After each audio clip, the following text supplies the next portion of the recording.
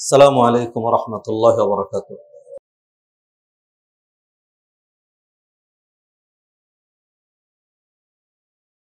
হাদিরানে মাজলিস, মুসল্লিয়ানে কেরাম, দিনদার, মুত্তাকি, পরহেজগার ভাই ও বোনেরা, আমরা রমাদান মাস অতিক্রম করেছি, ইবাদতের মাস। রমাদানের পরে শাওয়ালে 6টি সিয়াম, শাওয়াল থেকে শুরু হলো আবার হজের মাস।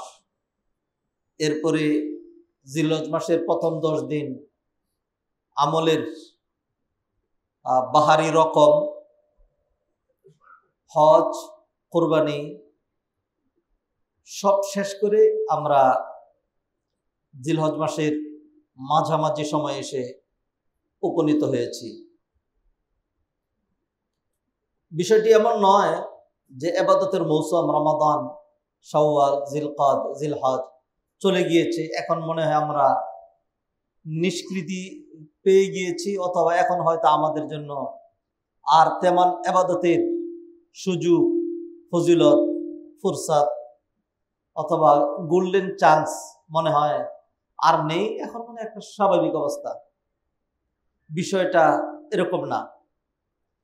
আল্লাহ সুবহানাহু ওয়া তাআলা আমাদেরকে সমূহ সুযোগ, সমূহ সম্ভাবনা, অনেক সুন্দর সুন্দর চান্স, সময়, উপলক্ষ, ফজিলত, মর্যাদা, ইবাদত, আনুষ্ঠানিকতা, অল্প আমলে বেশি সওয়াব, আমল না করেও বড় বড় সওয়াব কামাই করার অনেক সুযোগ আল্লাহ সুবহানাহু ওয়া তাআলা উম্মতে মুহাম্মাদকে দিয়েছেন। আলহামদুলিল্লাহ। আমি আজকে এমন একটি বিষয়ের অবতারণা করতে চাচ্ছি যে আমল খুব অল্প, কিন্তু এত সওয়াব যে গল্প করার মতো। অনেক সওয়াব, অনেক ফজিলত উম্মতে মুহাম্মাদকে আল্লাহ সুবহানাহু ওয়া তাআলা এত দেওয়া দিয়েছেন। আমরা গ্রহণ করব কি করব না সেটি বিষয়, নতুবা আল্লাহ সুবহানাহু ওয়া তাআলা আমাদের জন্য চান্স অনেক অনেক অনেক চান্স দিয়েছেন। রমাদানে একটা রাত দিলেন, এক রাত নফল ইবাদত করলে 85 বছরের সমান সওয়াব। কিভাবে ব্যাখ্যা করবেন এটাকে? জিলহজ মাসে একটা দিন গেল, একদিন রোজা রাখলে বিগত 1 বছরের গুনাহ মাফ, বিগত 2-3 বছরের গুনাহ মাফ। এটা তো বড় ফজিলতের ছিল, কিন্তু আমার কাছে এটি আশ্চর্য মনে হয় যে বিগত 1 বছরের এবং তারপরে সামনের অগ্রিম 1 বছরের গুনাহ মাফ। সুবহানাল্লাহ, এটা কত বড় কথা। আসছে আশুরা, আগামী মাসেই এটি আমরা আলোচনা করব। একদিন সিয়াম পালন করলে আল্লাহ সুবহানাহু ওয়া তাআলা 1 বছরের গুনাহ মাফ করে দিবেন। প্রতিদিন আল্লাহ সুবহানাহু ওয়া তাআলা এমন কত চান্স, এমন কত সুন্দর সুযোগ আমাদের জন্য রেখেছেন। 5 ওয়াক্ত সালাত ফরজ, কিন্তু এশার সালাতটা বা জামাতের সাথে মসজিদে আদায় করলেন, তো মসজিদে যে আদায় করলেন সেটার জন্য আলাদা ফজিলত যা পাওয়ার তা তো পেয়েছেন। সালাতুল জামাআতি তাফতুলু আলা সালাতিল ফজরি বি27 দারাজা, 27 গুণ সব বেশি পেয়েছেন।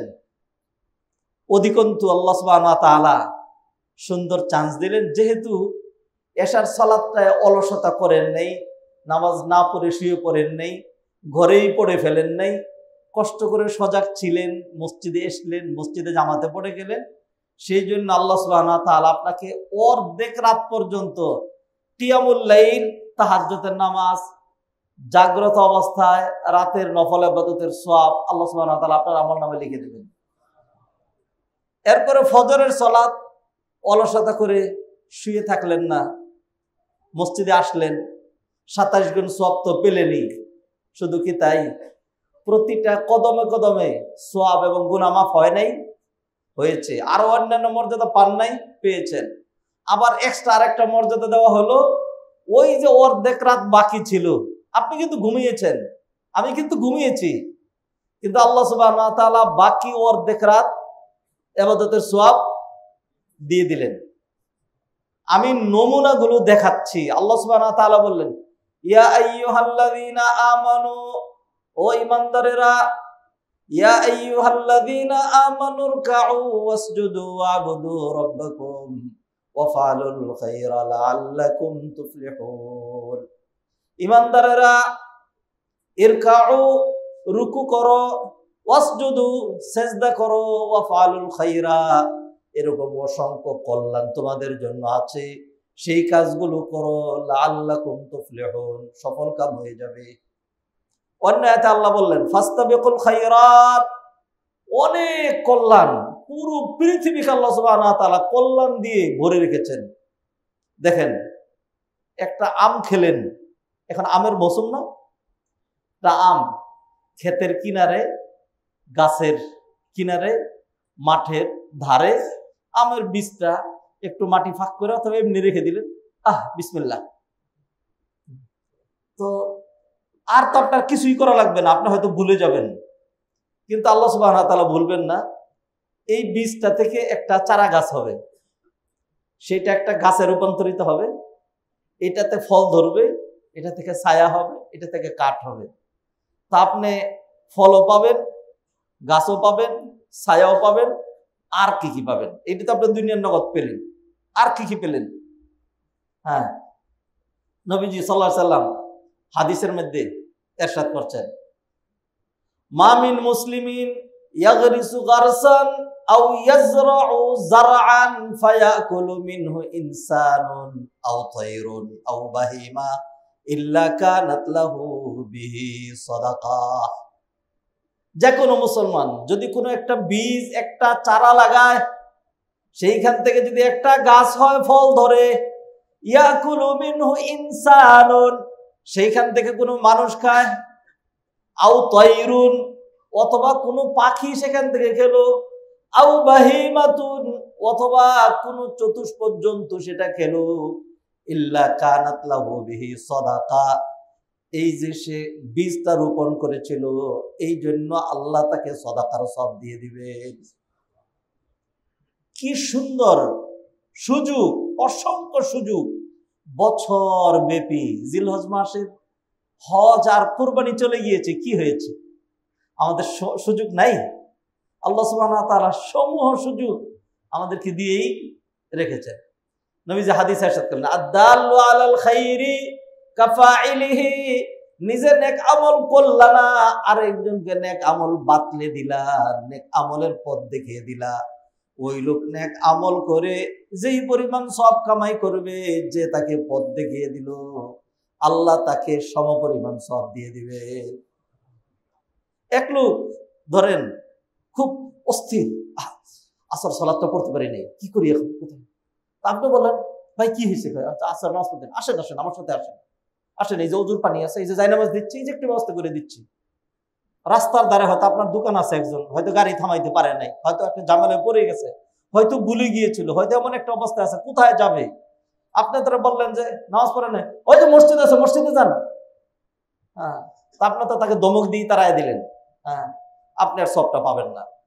আপনার দরকার ছিল তাকে, যে আপনি যদি মসজিদ তালাশ করেন, যদি সেখানে যেতে চান, সময় যদি থাকে, তাহলে কাছে সেখানে আছে, টয়লেট আছে, ইস্তেঞ্জার জায়গা আছে, অজু আছে, এসি আছে, সেখানে শুধু নামাজ পড়তে পারেন। আর যদি আপনার তাড়াহুড়া থাকে, যদি আপনি পড়তে চান, এই যে আমার আমার আমার দোকানে পড়তে পারেন, সব ব্যবস্থাপনা আছে, আপনাকে আমি সহযোগিতা করছি। এরকম যদি সহযোগিতা করেন, তাইলে এই লোক সালাত আদায় করে যেই সওয়াব পাবে, আপনি যে তাকে সহযোগিতাটুকুন করলেন, আপনি সেই পরিমাণ সওয়াব পেয়ে যাবেন। সুযোগ আল্লাহ সুবহানাহু ওয়া তাআলা আমাদেরকে দিয়েই রেখেছেন, প্রচুর সুযোগ দিয়ে রেখেছেন। নবীজি সাল্লাল্লাহু আলাইহি ওয়াসাল্লাম একটা হাদিসের মধ্যে ইরশাদ করলেন, মান জাহাজা গাজিয়ান ফি সাবিলিল্লাহি ফাকাদ গাজা। একজন জিহাদে যাচ্ছে, তা আপনি তাকে রেডি করে দিলেন, তার উটটা বেঁধে দিলেন, তার সাজ সরঞ্জাম গুছিয়ে দিলেন, তার তীর ধনুকগুলো তার হাতে ধরিয়ে দিলেন, তাকে একটু সহযোগিতা করলেন। জিহাদে কিন্তু যান নাই, জিহাদে গেলে জানও যেতে পারে, মরেও যেতে পারতেন, শহীদ হইতে পারতেন, কিন্তু এই লোকটাকে আপনি সহযোগিতা করেছেন, আপনি জিহাদে যান নাই, তা আপনি যে তাকে সহযোগিতা করছেন, নবীজি বলেন ফাকাদ গাজা, এই লোকটা এমন সওয়াব পাইল যেন সে সরাসরি জিহাদ করেছে। ওমান খালাফা গাজিয়ান ফি আহলিহি ওয়া মালিহি ফাকাদ গাজা, আরেকজন জিহাদে যায় নাই, কিন্তু যেই লোকটা জিহাদে চলে গিয়েছে তার পরিবারকে একটু দেখাশোনা করা, তার পরিবারে একটু বাজার করে দেওয়া, মাঝে মধ্যে একটু খোঁজ খবর নেওয়া, কি অবস্থা, তোমরা কিভাবে চলতেছো, খাবার দাবার আছে তো, কোনো সহযোগিতা লাগবে তো। এখন তো মানুষ প্রতিবেশীর সাথে কোনো খোঁজ খবর রাখে না। ঢাকা শহরে হয়তো জানি না, এমন উদাহরণ থাকতে পারে যে ঈদের দিন গেছে, একই বিল্ডিং এ থাকে, হয়তো তার এই বিল্ডিং এর অন্য আরো একটা অ্যাপার্টমেন্টে যিনি থাকেন, হয়তো তার সাথে এমনি দেখা হয়েছে, তার বাসায় একটু গুস্ত পাঠানো, অথবা তাকে একটু ইনভাইট করা, মিষ্টি হাসি দিয়ে একটু কথা বলা, ঈদ মোবারক বলা, ঈদ সাইদ বলা, কুল্লা আমু আনতা বিখাইর বলা, তাকাব্বালাল্লাহু মিন্না ওয়া মিনকুম বলা, আমার বাড়িতে এসেন, আপনারা কেমন আছেন, এখানেই থাকবেন নাকি দেশে যাচ্ছেন, কয়দিনের জন্য যাচ্ছেন, ঠিক আছে, কোনো সহযোগিতা লাগলে বললেন, এরকম কথাটা হয়তো বলে নাই, এরকম মানুষের অভাব নাই। মানুষ দারুণ আত্মকেন্দ্রিক, মানুষ ব্যক্তি কেন্দ্রিক, মানুষ নিজের সম্পদ কেন্দ্রিক, নিজের বাসা কেন্দ্রিক, নিজের পরিবার কেন্দ্রিক। মানুষ অন্য মানুষের সাথে ভালো ব্যবহার করা, একটু খোঁজ খবর রাখা, এটা রাখে না। অথচ আপনি যদি একটু খোঁজ খবর রাখেন, তাইলে কি পরিমাণ সওয়াব, কত সুন্দর সুযোগ আল্লাহ সুবহানাহু ওয়া তাআলা রেখেছেন। তো নবীজি সাল্লাল্লাহু আলাইহি ওয়াসাল্লাম কি বললেন? মান খালাফা গাজিয়ান ফি আহলিহি ওয়া মালিহি ফাকাদ গাজা, একজন জিহাদের ময়দানে চলে গেছে, আর আপনি তার পরিবার পরিজনের একটু খোঁজ রাখলেন, খোঁজ খবর নিলেন, তাদের একটু সহযোগিতা করলেন। আপনি জিহাদের ময়দানে না গিয়েও, যেহেতু ওই গাজী, মান খালাফা গাজিয়ান, গাজী এটা কি শব্দ? আরবি শব্দ। যেহেতু ওই মুজাহিদের পরিবারের খবর রেখেছেন, আল্লাহ সুবহানাহু ওয়া তাআলা আপনাকে ওই মুজাহিদ জিহাদ করে যেই পরিমাণ সওয়াব পাবে, আল্লাহ আপনাকে ওই সওয়াবটা দিয়ে দিবেন। কি সুন্দর সুযোগ আল্লাহ সুবহানাহু ওয়া তাআলা রেখেছেন। আরেকটা উদাহরণ দিচ্ছি, এরপরে আমি যেই পয়েন্ট ধরে আলোচনা করব সেটিতে যাচ্ছি, হয়তো 1 সপ্তাহ 2 সপ্তাহ আমার সেই পয়েন্টটিতে লাগতে পারে। এরপর আমরা নতুন কোনো প্রসঙ্গ ইনশাআল্লাহ অবতারণা করব, আল্লাহ চাহে তো। নবীজি হাদিসের ইরশাদ করলেন, মান ফাত্তারা সাইমান কানা লাহু কাআজরি সিয়ামিহি গায়রা আন্নাহু লা ইয়ানকুসু মিন উজুরিহি শাইআ। এক ব্যক্তি সারাটা দিন না খেয়ে সিয়াম পালন করলো, এক ব্যক্তি সারাটা দিন না খেয়ে সিয়াম পালন করলো, আর আপনি কি করলেন? আপনি তাকে ইফতারের পূর্ব মুহূর্তে 2টো খেজুর, 1 গ্লাস শরবত, যত সামান্য একটু ইফতার আপনি তাকে করালেন, একটু ইফতার আপনি তাকে করাইলেন। নবীজি সাল্লাল্লাহু আলাইহি ওয়াসাল্লাম হাদিসে ইরশাদ করলেন, আপনি তাকে ইফতার করিয়ে, ওই ব্যক্তি সারাদিন সিয়াম পালন করে কষ্ট করে যে সবটা পেল, আপনি তাকে ইফতার করিয়ে সমপরিমাণ সব পেয়ে গেলেন। এতে কিন্তু ওই ব্যক্তির আর কোনো কমতি হচ্ছে না। মানে আমি দেখাচ্ছি সুযোগ আল্লাহ কিভাবে যে রেখেছেন। এরপর একটা পার্টিকুলার পয়েন্ট ধরবো, ছোট্ট না অনেক বড়, আপনি একনিষ্ঠ হবেন। আল্লাহ সুবহানাহু ওয়া তাআলা আমাদেরকে কি সুন্দর সুন্দর সুযোগগুলো দিয়েছেন। আল্লাহ আল্লাহ আল্লাহ আল্লাহ সুবহানাহু ওয়া তাআলা একজন রোজাদারকে আপনি ইফতার করালেন, সেটার কারণে কতজনকে আপনি ইফতার করালেন, যত মানুষকে আপনি ইফতার করালেন ওই পরিমাণ সওয়াব আপনি পেয়ে গেলেন। ধরেন এই যে জিলহজ মাসের 10 দিন গেল, তার মধ্যে একটা দিন ছিল ইয়াউমে আরাফা, আরাফার দিন দুয়ারি দিন। ধরেন একজন মানুষ কষ্ট করে হজে গেছে, হজে গিয়ে সে দোয়া করলো আমাদের জন্য, দেশবাসীর জন্য, রাষ্ট্রের শৃঙ্খলা, উন্নতি, অগ্রগতি, শান্তি, নিরাপত্তা ইত্যাদির জন্য, বিশ্ববাসীর জন্য, সারা বিশ্বে মুসলমানদের জন্য, ফিলিস্তিনিদের জন্য, মাজলুম জনতার জন্য, মাইয়েতের জন্য, মুর্দারদের জন্য, সবার জন্য দোয়া করলো। তাইলে সে যে দোয়া করলো, এতে তার জন্য কি কল্যাণ হলো শুনুন। কি আল্লাহ সুবহানাহু ওয়া তাআলা সম্ভাবনা কিরকম দিয়েছেন আমাদেরকে।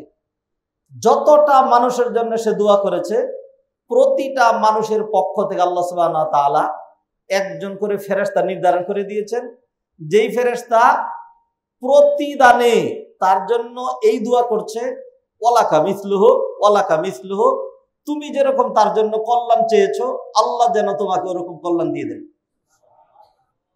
আল্লাহু আকবার।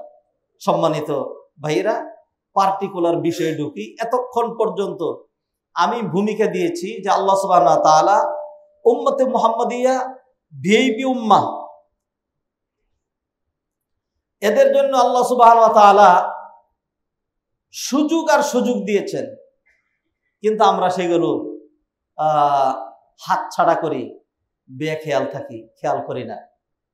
ধরেন কি সুন্দর সহজ, আপনি প্রতিদিন আমরা ঈদের দিন হোক, তারপরে যে কোনো দিন হোক না কেন, প্রতিদিন আমরা ঘুমাই। আল্লাহ সুবহানাহু ওয়া তাআলা কি সুন্দর সুযোগ রেখেছেন। ঘুমাচ্ছেন, ঘুমাবেনই তো, মানুষ তো না ঘুমিয়ে পারে না। আল্লাহ একটা সুন্দর সুযোগ রেখেছিলেন। 60 বছরের ব্যক্তি 20 বছর ঘুমায়, যার হায়াত 60 বছর সে কয় বছর ঘুমায়? 20 বছর ঘুমায়। 1/3 পিরিয়ড এটা মানুষের জীবনে ঘুমিয়ে চলে যায়। তো এইভাবে যদি আমরা চিন্তা করি, টয়লেটে যায়, বাথরুমে ওয়াশরুমে বসে থেকে জীবনের কতটা সময় চলে যায়, ডাইনিং টেবিলে চা স্টলে বসে খাওয়া দাওয়া করতে করতে, ব্রেকফাস্ট, লাঞ্চ, ডিনার ইত্যাদি করতে করতে কতদিন চলে যায়, দাওয়াত খেতে খেতে কতদিন চলে যায়। আরেকটা পরিসংখ্যান লাগবে আমাদের দেশের জন্য, এক্সট্রা, সারা বিশ্বে লাগবে কিনা জানি না, সেটি হলো জ্যামে বসে থেকে আমাদের কত বছর চলে যায়। ঢাকাবাসীরা এটা হিসাব করবেন না, জ্যামে বসে আমাদের কত বছর চলে যায়। এরপরে জীবনের কতটুকুনি থাকে। তো যাই হোক, ফিরে আসে। প্রতিটা মানুষ ঘুমায়, আপনিও ঘুমাবেন। খালি আল্লাহ তো সুযোগ দিয়েছেন আপনাকে, কাজে লাগাইলাম না। খালি কি করতেন, যদি একটু খালি ওযুটা করতেন, একটু খালি আয়াতুল কুরসিটা পড়তেন, একটু ডাইন কাত হয়ে শুইতেন, বিসমিকাল্লাহ হামুদ ওয়া আহিয়া পড়তেন, সজাগ হয়ে কি পড়তেন? আলহামদুলিল্লাহিল্লাযী আহিয়ানা বা'দা মা আমাতানা ওয়া ইলাইহিন নুশুর। এইগুলো যদি পড়তেন তাহলে কি হইতো? হয়তো যে আপনি সারা রাত ঘুমালেন, কিন্তু আল্লাহ সুবহানাহু ওয়া তাআলা আপনাকে সারা রাতই কিয়ামুল লাইল, তাহাজ্জুদ, নফল ইবাদতের সওয়াব দিয়ে দিতেন।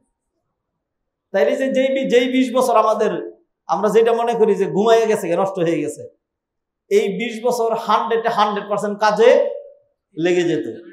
20 বছরের ইবাদত আমাকে একসাথে করে দেখান, 20 বছরের ইবাদত একসাথে করে দেখাইতে পারবেন না, খুব কঠিন। 20 বছরের ইবাদত একসাথে করা অনেক কঠিন। কিন্তু এই যে আমরা ঘুমাই, খালি যদি একটা বলেছি যে আমি ঘুমাবো, ওযু করেই ঘুমাবো, আমি ঘুমাবো ডান কাত হয়েই ঘুমাবো, আমি ঘুমাবো আয়াতুল কুরসি 3 কুল পরে তারপরে ঘুমাবো, আমি ঘুমাবো দোয়া পড়েই আমি ঘুমাবো। তো এই কাজগুলোর জন্য তো অতিরিক্ত কোনো টাকা লাগে না, পয়সা লাগে না, সময় লাগে না, শ্রম লাগে না, কোনো কষ্ট, কোনো কিছু লাগে না। এর মধ্যে আমার আপনার জন্য আল্লাহ সুবহানাহু ওয়া তাআলা কি সুন্দর সমূহ সম্ভাবনা। তারপরে হলো কষ্ট তো করলেনই না, কিন্তু সব কি পরিমাণ পেয়ে গেলেন। রাত্র ঘুমাইলেন 7 ঘন্টা, 8 ঘন্টা, 9 ঘন্টা, 10 ঘন্টা ঘুমাইলেন, পুরোটাই ইবাদতে সব হয়ে গেল। সুবহানাল্লাহ। এরকম সুযোগ সুবিধা আল্লাহ সুবহানাহু ওয়া তাআলা আমাদেরকে অনেক দিয়েছে।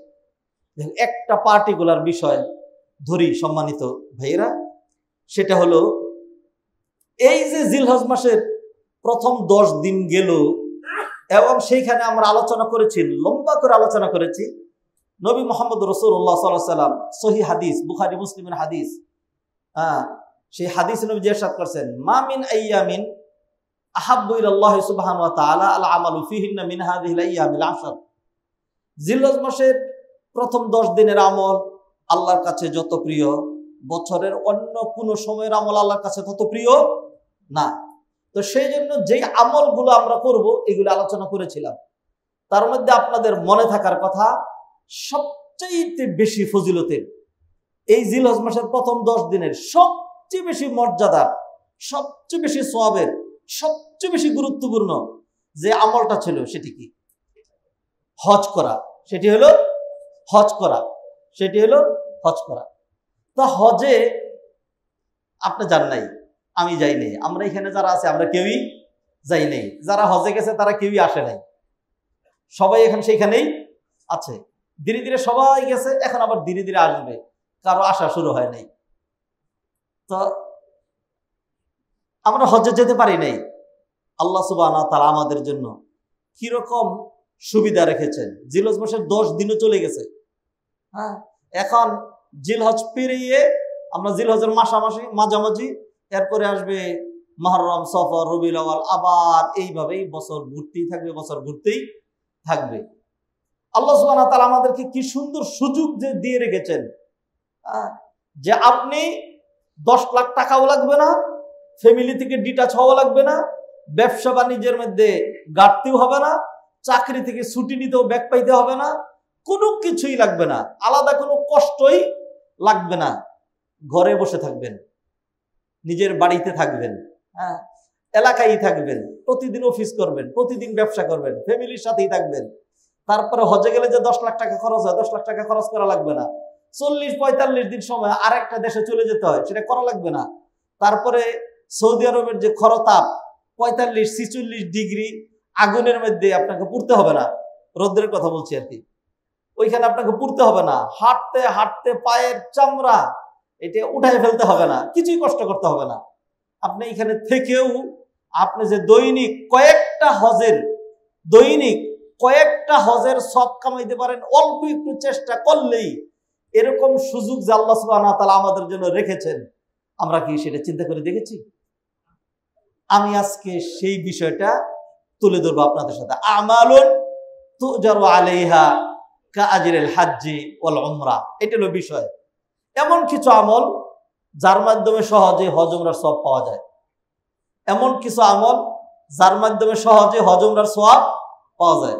বলুন ও ভাই, ও বোন, এমন কোন মুসলমানটা আছে যার মনে এই কামনা, এই তামান্না, এই বাসনা, এই ইচ্ছা, এই আশা, এই আকাঙ্ক্ষা হয় না যে আরে আমিও যদি হজ করতে পারতাম, আমিও যদি উমরা করতে পারতাম।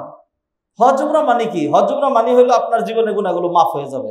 হজ উমরা মানে কি? আপনার জাহান্নাম হারাম হয়ে যাবে। হজ উমরা মানে কি? আপনার জন্য জান্নাত ওয়াজিব হয়ে যাবে। এই তো, হ্যাঁ, আল্লাহ সুবহানাহু ওয়া তাআলা এমন সুন্দর সুযোগ আমাদেরকে দিয়ে রেখেছেন।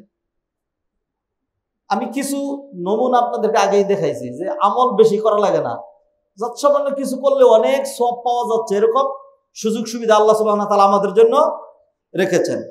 আজকে আমি এই আলোচনা শুরু করছি, ইনশাআল্লাহ ধীরে ধীরে আপনাদের সামনে অন্তত 10-12টা আমল আপনাদের সামনে তুলে ধরব।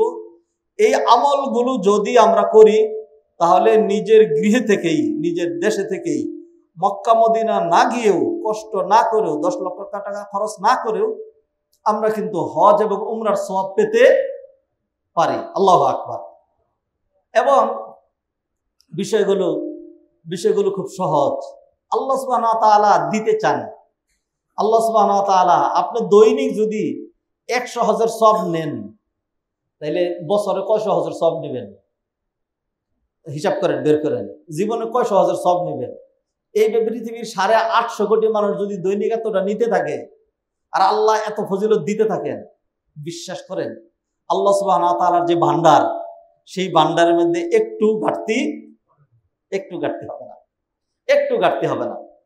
আমরা মাঝে মধ্যে ধরেন এই যে কিছু খনিজ সম্পদ আছে, একটা খনি ধরেন, একটা ছোট্ট উদাহরণই ধরি, বাংলাদেশে গিজ গিজ করে মানুষ 18 কোটি মানুষ।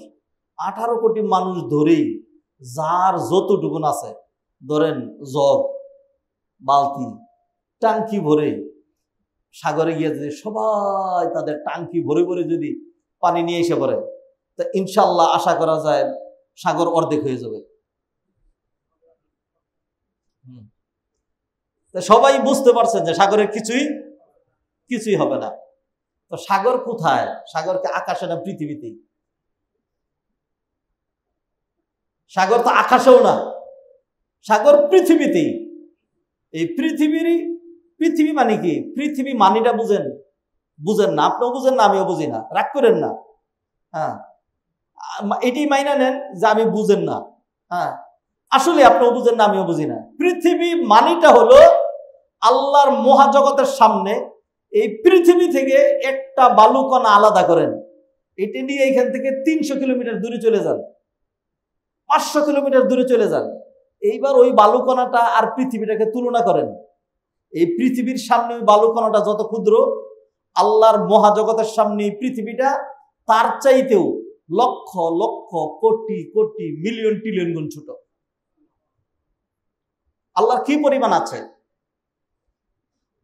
একটা হাদিসে কুদসিতে আল্লাহ সুবহানাহু ওয়া তাআলা আমাদেরকে ডেকে বলছেন যে, ও মানব সম্প্রদায়, ও মানুষেরা, ও জিনেরা, লাউ আন্না ইনসাকুম ওয়া জিন্নাকুম ওয়া আউওয়ালাকুম ওয়া আখিরাকুম লাউ ইজতামাউ ফি সাঈদিন ওয়াহিদ। যদি পৃথিবীর শুরু থেকে শেষ পর্যন্ত যত মানুষ আসবে, যত জিন জাতিরা আছে, সবাই যদি বিশাল একটা ময়দানে গিয়ে একত্রিত হয়, আর সকাল থেকে বিকেল পর্যন্ত প্রত্যেকেই তার দাবি দাওয়া, তার চাওয়া, তার কামনা, তার বাসনা আল্লাহর কাছে তুলে ধরে, আর বিকেল বেলা আল্লাহ সুবহানাহু ওয়া তাআলা যদি প্রত্যেকের কামনা বাসনা চাহিদা একসাথে পূরণ করে দেন, তাহলে আল্লাহর যেই ভান্ডার আছে সেই ভান্ডার থেকে একটা বালু কণা পরিমাণও কমবে না। এটা হাদিসে কুদসিতে আল্লাহ সুবহানাহু ওয়া তাআলা নিজে বলছেন। অতএব আশ্চর্য হওয়ার কিছুই নেই। আপনি দৈনিক একটা হজ, দৈনিক 3টা হজ, দৈনিক 5টা হজের সব নেবেন, নিলে আপনি ধন্য হবেন, না নিলে আল্লাহর কিচ্ছু আসে যায় না। আর নিলে আল্লাহর ভান্ডারে কোনো রকম কমতি নাই। আল্লাহ সুবহানাহু ওয়া তাআলা এরকম সুন্দর সুযোগ আপনার জন্য রেখেছেন। আসুন, যে কথাগুলো বলবো ওই যে আমাদের সমাজে যেগুলি প্রচলিত ওইগুলি না। আমরা যে কথাগুলো বলবো সেই কথাগুলো অবশ্যই কোরআন দিয়ে অথবা হাদিস দ্বারা কি হইতে হবে? সাব্যস্ত হইতে হবে। পীর সাহেব বলে দিছেন, হ্যাঁ, বড় হুজুর মুফতি সাহেব বলছেন, আল্লাহর হস্তে ওই ধারায় আমরা নাই, কিছুই করার নাই। সালাম ফিরানোর পরেই আপনি মাথার মধ্যে পরীক্ষিত আমল, এটা পরীক্ষিত আমল, হ্যাঁ, এই সব পাইছেন, অমুক বুজুর্গ এটা করছেন, পরীক্ষিত আমল। মাথার মধ্যে হাত দিয়ে বলেন সর্বনাশ সর্বনাশ সর্বনাশ, মাথায় হাত দিয়ে দেখছেন আমি সে সর্বনাশ সর্বনাশ করেছে। সালাম ফিরে সাথে সাথে এর হাত দিছে কি লেগে বেটা, মাথায় হাত তো দিয়ে মানুষ সর্বনাশ হইলে এক একজনে এক একটা বলে। হ্যাঁ, এগুলি শিখছিলাম, নিজেও কিছুদিন এরকম করছি, মাথায় হাত দিয়ে সর্বনাশ। এরপরে দেখছি সর্বনাশ, এটা তো সর্বনাশ, আর করি না, কারণ নবীজি এটা করেন নাই, নবীজি এটা করেন নাই। এত সুন্দর সুন্দর আমল আছে নবীজির আমল, সুন্নাহর অনুসরণ, জান্নাতে যাওয়ার আমল, হজের আমল, এগুলি বাদ দিছেন। কিসের কারণে বাদ দিছেন? এই বাদ দেওয়ার পিছনে 1 নাম্বার দায়ী যারা, এরা হলো আমার মতো এরকম কিছু হুজুর। সত্য কথা, আপনি সাধারণ মানুষ, আপনাকে দায়ী করে কি করবো আমি বিন্দু মাত্র আপনাকে ব্লেম দিচ্ছি না, আমি ব্লেম দিচ্ছি আমাদেরকে। আমাদের কারণে আপনারা বঞ্চিত হচ্ছেন। আমি সমাজের বাস্তবতা এবং হাদিস মিলিয়ে যদি দেখাই, এরপরে যদি আমারটা ভুল হয়, তাহলে আমাকে আলাদা ডেকে নিয়ে বলে দিন যে জীবনে আর মানুষের সামনে দাঁড়িয়ে ধরনের কথা বলেন না, শরম পাবেন। বলবো না। আমি যেই জায়গা থেকে দাঁড়িয়ে কথা বলছি, এরকম জায়গা থেকে দাঁড়িয়ে কথা বলতেন নবী মুহাম্মদ রাসূলুল্লাহ সাল্লাল্লাহু আলাইহি সাল্লাম। এটা কি আমার যে যা খুশি তারা এখান থেকে বলে চলে গেলাম, আর এটার জন্য আল্লাহর কাঠগড়ে আমাকে দাঁড়াতে হবে না? প্রতিটা কথার জন্য আল্লাহর কাঠগড়ে দাঁড়াইতে হবে। আমি আপনাকে যদি কোনো আমলের প্রতি উদ্বুদ্ধ করি, আপনি যদি সেই আমলটা করেন, তাইলে সেইখানে আমার সওয়াবের ভাগ আছে, থাকবে। আর আমি যদি আপনাকে কোনো একটা আমল থেকে বিপদগামী করি, আপনি সেটা কারণে করতে পারলেন না, তাহলে আমি দায়ী হব? এই দায়িত্ব আপনাকে নিতেই হবে। হ্যাঁ, আসুন দেখাচ্ছি আমি। সম্মানিত ভাইয়েরা, হাদিস থেকে দলিল দিয়ে আমি কথা বলবো। প্রথমেই যে আমলটা আপনাদের সামনে তুলে ধরতে চাচ্ছি, এটা একটা হাদিসের মধ্যে রয়েছে। হাদিসটি বর্ণনা করেছেন আবু উমামা আল বাহিলি রাদিয়াল্লাহু তাআলা আনহু। আবু উমামা আল বাহিলি রাদিয়াল্লাহু তাআলা আনহু। হাদিস রয়েছে মাআলিমুস সুনান, শরহ সুনানে আবু দাউদ দিয়া আবি সুলাইমান আল খাত্তাবি, আবু দাউদের হাদিস। এটা আবু দাউদের হাদিস। এই হাদিসে আবু উমামা বাহিলি রাদিয়াল্লাহু তাআলা আনহু তিনি বর্ণনা করছেন আন্না রাসূলুল্লাহ সাল্লাল্লাহু আলাইহি ওয়াসাল্লাম ক্বালা, নবীজি সাল্লাল্লাহু আলাইহি ওয়াসাল্লাম ইরশাদ করেছেন, মান খারাজা মিন বাইতিহি মুতাতাহহিরান ইলা সালাতিন মাকতুবা, যে ব্যক্তি তার গৃহ থেকে ওযু করে আল্লাহর ঘর মসজিদে যায়। মান খারাজা, যে বের হয়, মিন বাইতিহি, তার গৃহ থেকে, মুতাতাহহিরান, তাহারাতের সাথে মানে ওযু করে, ইলা সালাতিন, সালাত মানে হলো হজ, সালাত মানে হজ।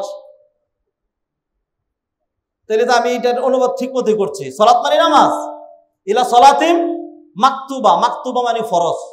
কোন ফরজ নামাজ আদায় করার জন্য, মসজিদে নফল নামাজ পড়ার জন্য আসবে না, মসজিদে ফরজ পড়ার জন্যই আসবে।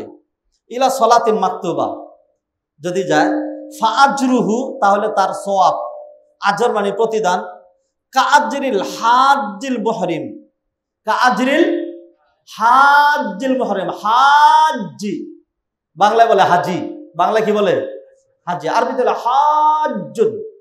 হ্যাঁ, হাজ, হাজ বাংলা বলে হাজি। ফাআজরুহু কাআজরিল হাজ্জিল মুহরিম, ইহরাম করে যে হাজি হজ করে, ইহরাম করে যে হাজি হজ করে তার যেরকম সওয়াব, যে ব্যক্তি নিজ গৃহ থেকে ওযু করে মসজিদে এসে জামাতের সাথে নামাজ পড়ে যায়, আল্লাহ সুবহানাহু ওয়া তাআলা তাকে অনুরূপ সওয়াব দিয়ে দেন। মানে কি? হজের সওয়াব। কিসের সওয়াব পেলেন? হজের সওয়াব, হজের সওয়াব পেলেন। তাহলে ফরজ সালাত আমাদের পড়ারই কথা।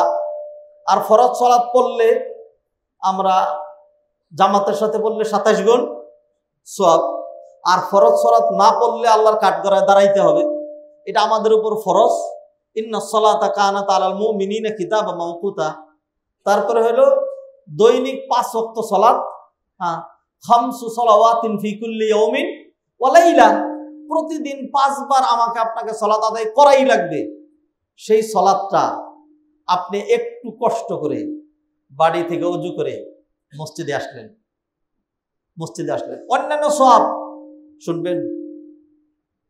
ওযু করলেন, হাত ধুইছেন না, ওই যে হাত দিয়ে যে স্ক্রল করছিলেন, স্ক্রল, মুরব্বীরা বুঝবেন না, বোঝা দরকার নাই। হ্যাঁ, এগুলো আপনাদের না, যারা বুঝার তারা বুঝছে। এই যে স্ক্রল করছিলেন এরকম সারাক্ষণ খালি, হ্যাঁ, এই যে হাতে গুনাহ হয়েছিল, যে ওযু করলেন, যে ওযু করার কারণে সেগুলি কি হয়ে গেছে? মাফ হয়ে গেছে। আর ওই যে এবার তাকায়াছিলেন, যে তাকায়াছিলেন, যে চেহারা যখন ধুইছেন তখন এগুলি কি হয়ে গেছে? মাফ হয়ে গেছে। কদম দিয়ে মসজিদে আসছেন, যে এক কদমে একটা গুনাহ মাফ হয়েছে, আরেক কদমে একটা মর্যাদা বৃদ্ধি পেয়েছে, আনুষঙ্গিক বহুত সওয়াব পেয়েছেন। বৈষয়িক লাভ, এই যে হাত ধুইলেন, বারবার হাত ধুইলেন, এর যে ফায়দা লাভ, এটা করোনাকালীন আমাদেরকে ডাক্তাররা সুন্দর করে শিখেছে। হাত এমনি এমনি ধুইতে হয়, হ্যাঁ, ফিলাল করে আঙ্গুলের ভিতরে আঙ্গুল ঢুকাইয়া ধুইতে হয়, এইভাবে বারবার হাত ধুইতে হয়, হাত ধুইয়া করতে হয়। হ্যাঁ, তো লাভ তো সেটা আপনারা দেখছেন। এই যে মনে করেন আয়েশা রুকু করলেন, সেজদা করলেন, এটা একজন আরব্য বড় লেখক তিনি বলছেন, লাউলাম তাকুন রাসাল ইবাদাত লাউদ্দাত মিন সালিহিল আদাত। এটা আরবি, এটা কোরআন হাদিস না, এটা হলো একটা একজন সাহিত্যিকের টেক্সট, সাহিত্যিকের টেক্সট, হ্যাঁ, নস। সে বলছে সালাত যদি শীর্ষস্থানীয় ইবাদত না হতো, ইবাদত হিসেবে পরিগণিত নাও হতো, তবু সালাতটাকে একটা সর্বোত্তম অভ্যাস হিসেবে গণনা করা হতো। এরপরে তিনি বলছেন যে এই সালাতের জন্য শরীর পাক লাগে, কাপড় পাক লাগে, হ্যাঁ, তারপরে হলো হাত পা ধুইতে হয়, রুকু সেজদা করতে হয়, কত রকম লাভ আছে।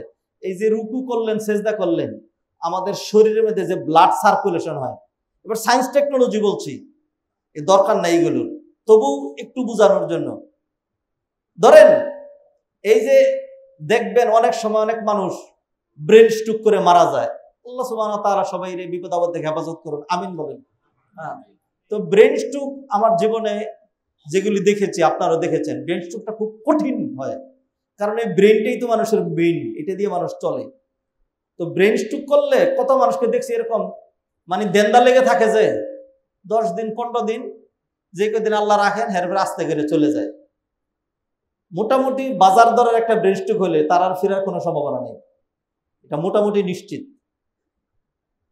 বাজার দর একটা কি যদি হয়, বাজার দর বুঝছেন তো, মানে একদম মাইনর না, মাইনরের চেয়ে একটু বেশি ব্রেন স্ট্রোক যদি হয় তাহলে সাংঘাতিক কঠিন জিনিস। যারা নাকি রুকু করে, সেজদা করে, তাদের যে ব্লাড সার্কুলেশন হয়, এইটার কারণে তাদের ব্লাড চলাচলের যে সিস্টেমটা হয়, এটার কারণে বিজ্ঞানীরা প্রমাণ করেছেন যে তাদের ব্রেন স্ট্রোকের সম্ভাবনা জিরোতে চলে আসে। তাদের ব্রেন স্ট্রোকের সম্ভাবনা জিরোতে চলে আসে, ব্রেন স্ট্রোক হয় না তাদের। ওই সেজদায় গেছে, ব্লাড তার ওইভাবে সার্কুলেশন হয়েছে, রুকুতে গেছে, বারবার উঠানামা করছে, যে এইগুলি দৈনন্দিন 5 বার, তো তা কতবার আপনি নফলগুলো বাদই দেন, যদি খালি ইয়া চিন্তা করেন, রাকাত চিন্তা করেন ফরজের, তাইলে 17 রাকাতে 17 ফরজ, দৈনন্দিন 130 ফরজ। শুনছেন না আপনারা? হ্যাঁ, জাহেলিয়াত কত কিছু যে আমাদের সমাজে চালু আছে। 17টা রাকাত, এই 17 রাকাতের মধ্যে 17 বার রুকু করেছেন, 17 দুগুণে 34 বার সেজদা করেছেন। তা সেজদা করে আল্লাহর কাছে গিয়েছেন, যত বেশি দোয়া করবেন তত বেশি কি লাভ। তার মানে সেজদারা যত লিঙ্গার করবেন, যত দীর্ঘ করবেন, আপনার ব্লাড সার্কুলেশন ইজিলি মাথার মধ্যে ওইভাবে হচ্ছে, এতে আপনার ব্রেন স্ট্রোকের আনুষঙ্গিক আরো বহুবিধ ব্যাধি হয়তো বের হবে, যেটা আমরা জানি না, গবেষকরা এখনো সেখানে পৌঁছায় নাই, কিন্তু এরই মধ্য দিয়ে আমাদের সেই লাভটা কিন্তু হয়ে যাচ্ছে। বাইরে ফিরে আসি, আমি যে আমলটা ধরেছি সেটা হলো, এমন কিছু আমল আপনাদের সামনে উল্লেখ করব, যে আমলগুলো দিয়ে আমাদের কি হয়, দৈনন্দিন হজের সওয়াব অর্জন করা যায়। এর মধ্যে একটা আমলের কথা আপনাদেরকে বললাম, যে আবু উমামা বাহিলি তিনি বর্ণনা করেছেন, দৈনিক যদি কেউ কি করে,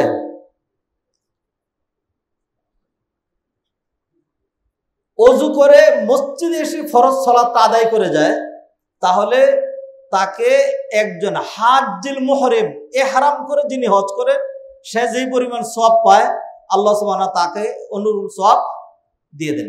1 নাম্বার 2, আজকে হয়তো এই 2টাই আলোচনা করব, বা সর্বোচ্চ 3টা, এর বাইরে যাচ্ছি না। আগামী জুমায় আবার এগুলি ধরবো ইনশাআল্লাহ। আবু হুরায়রা রাদিয়াল্লাহু তাআলা আনহু তিনি বর্ণনা করছেন, এই হাদিসটা আছে মুসলিমের হাদিস, সহিহ মুসলিম, টিকাটা দেখে নিলাম। এই হাদিসটা মুসলিমের হাদিস, মুসলিম শরীফের হাদিস, রাওয়াহু মুসলিম। আবু হুরায়রা রাদিয়াল্লাহু তাআলা আনহু হাদিস বর্ণনা করছেন, তিনি বলছেন, ক্বালা জাআল ফুকারা ইলা নবী সাল্লাল্লাহু আলাইহি সাল্লাম, দরিদ্র সাহাবীরা নবীজির কাছে আসলেন। ফাকালু, এসে তারা বলল, যাহাবা আহলুদ দাসুর, যাহাবা আহলুদ দাসুর মিনাল আমওয়াল বিদ্দারাজাতিল উলা ওয়ান নাঈমিল মুকিম, বড় লোকরা সব নিয়ে গেছে ইয়া রাসূলুল্লাহ, সব উঁচু মর্যাদা, সব স্থায়ী নেয়ামত বড় লোকরা অর্জন করে ফেলেছে। নবী বললেন কেমনে? তখন সাহাবীরা বললেন, আমরা নামাজ পড়ি, তারাও কি করে? নামাজ পড়ে। আমরা রোজা রাখি, তারাও রোজা রাখে। আমরা জিকির আজকার করি, তারাও জিকির আজকার করে। আমরা শারীরিক ইবাদত করি, তারাও করে। কিন্তু আল্লাহ সুবহানাহু ওয়া তাআলা তাদেরকে সম্পদ দিয়েছে, সেই সম্পদের কারণে ইউসাল্লুনা কামা নুসাল্লি ওয়া ইয়াসুমুনা কামা নাসুম ওয়া লাহুম ফাদলুম মিন আমওয়াল ইয়াহুজ্জুনা বিহা ওয়া ইয়াতামিরুন, আল্লাহ তাদেরকে আরো মাল সম্পদ দিয়েছেন, এইগুলো দিয়ে তারা কি করে? হজ করে, উমরা করে। ওয়া ইউজাহিদুন, আল্লাহর রাস্তায় জিহাদ করে। ওয়া ইয়াতাসাদ্দাকুন, আল্লাহর রাস্তায় দান সদকা করে। ধরেন যারা মসজিদের বদরি সদস্য হয়েছেন 5 লক্ষ টাকা দিচ্ছেন, যারা 10 লক্ষ টাকা দিয়েছেন, আচ্ছা আলহামদুলিল্লাহ, এরকম মানুষ আছে। এমনও লোক আছে একসাথে 12 লাখ টাকা এনে দিয়ে দিয়েছে, নাম টাম ঘোষণা করার দরকার নেই, জানানোর দরকার নেই, রেখে দেন। আলহামদুলিল্লাহ, মসজিদে কাজ আমাদের হয়েছে, আরো হবে ইনশাআল্লাহ। আল্লাহ কখন কোন দিক দিয়ে কি ব্যবস্থা করে দিবেন, আমি আর আপনি বঞ্চিত হইলেও আল্লাহর ঘর, আল্লাহর কসম, আল্লাহর ঘর আটকে থাকবে না, এই মসজিদ হয়েই যাবে ইনশাআল্লাহ। আমরা রাজি আছি তো ইনশাআল্লাহ করার জন্য, আল্লাহ আমাদেরকে তৌফিক এনায়েত করেন। সম্মানিত ভাইরা, তো তাহলে যারা বড় লোক কুরবানি করলো, ধরেন কেউ যদি ইখলাসের সাথে 3 লাখ টাকা দিয়ে একটা কুরবানি করে থাকে, সত্যি ইখলাসের সাথে 3 লক্ষ টাকা না আল্লাহর জন্য কুরবানি করবো, তাহলে সে কি পরিমাণ সওয়াব পেয়েছে। কেউ যদি হজ করে থাকে, উমরা করে থাকে, ধরেন এই রমাদানে সে প্রচুর দান সদকা করেছে, সারা বছর দান সদকা করে, যাকাত দিলে কি পরিমাণ সওয়াব সে পায়, আবার নামাজও পড়ে রোজাও রাখে, তাহলে নিঃসন্দেহে সে অনেক সব কামাই করছে। তো দরিদ্র সাহাবীরা গিয়া বলেন, ইয়া রাসূলুল্লাহ, বড় লোকরা এত কামাই করতেছে, আমরা তো পারতেছি না, আমাদের তো মাল সম্পদ নাই।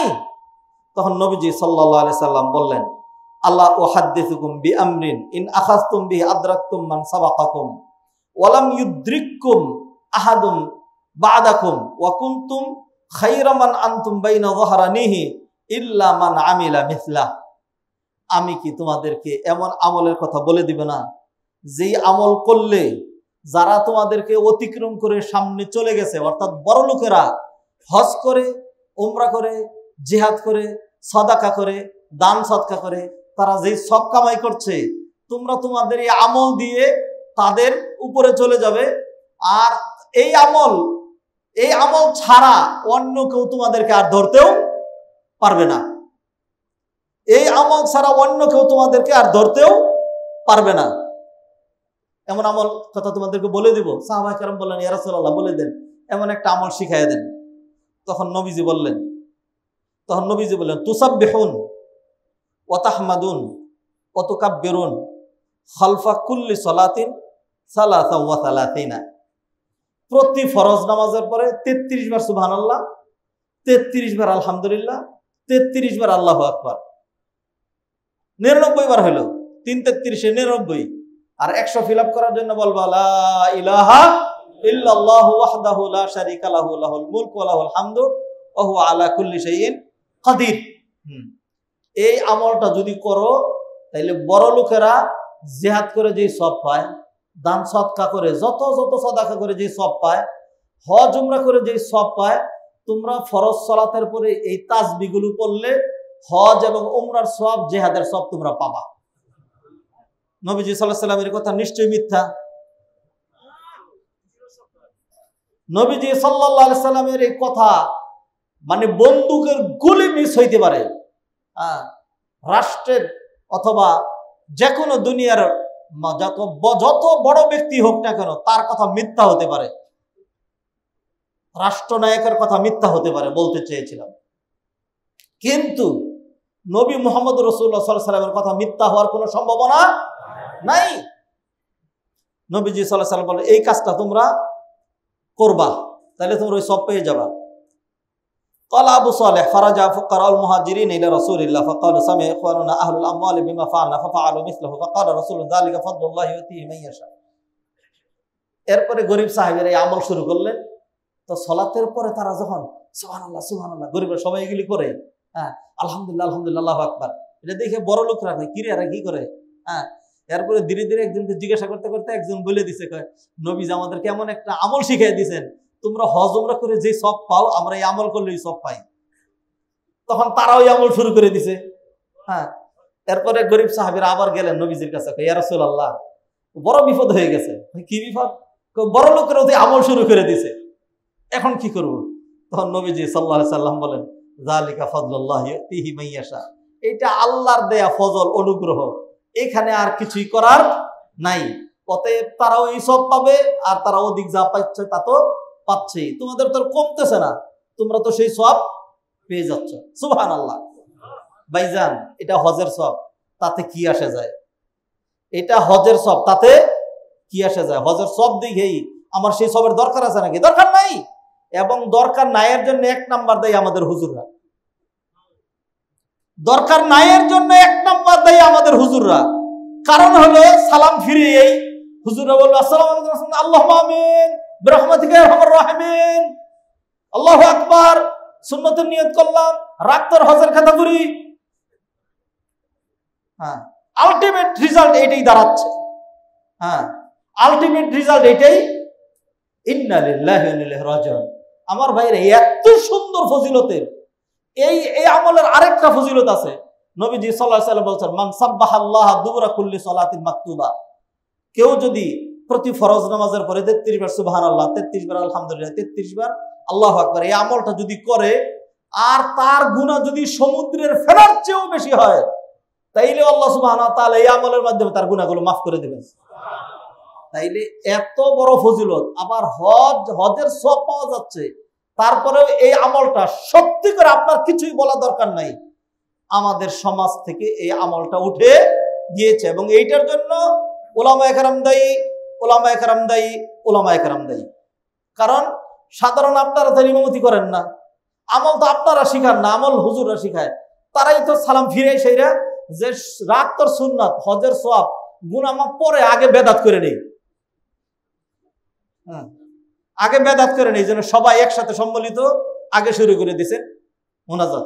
এখন কত রকম দলিল নিয়ে সেটা বোঝাবে যে ফরজ নামাজের পরে দোয়া কবুল হয়, কে বলেছে বেদাত? উনি এত ভালো বুঝেন, আপনি যে এত বেশি বুঝলেন, এটা দিয়ে যে এত সওয়াব আর এত দোয়া কবুল হয় এই মুহূর্তে, এই জিনিসটা কেন নবীজি বুঝেন নাই? আমার এটা একটা প্রশ্ন থাকে। সাহাবীরা কেন বুঝলেন না? যুগ যুগ ধরে কেউ বুঝলো না।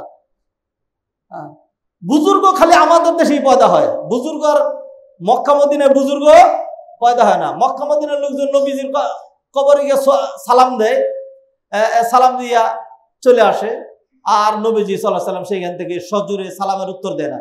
কিন্তু আমাদের দেশ থেকে, পাকিস্তান, ভারত, বাংলাদেশ থেকে বুজুর্গ যদি ওইখানে গিয়ে সালাম দেয়, তাইলে নবীজি জোরে সালামের উত্তর দেয়, মসজিদে নববীর সকল মানুষ শুনে, আবার সবার সামনে কবরের ভিতর থেকে একটা হাতও বেরিয়ে আসে, আবার সেই হাতে ধরে মুসাফাও করে।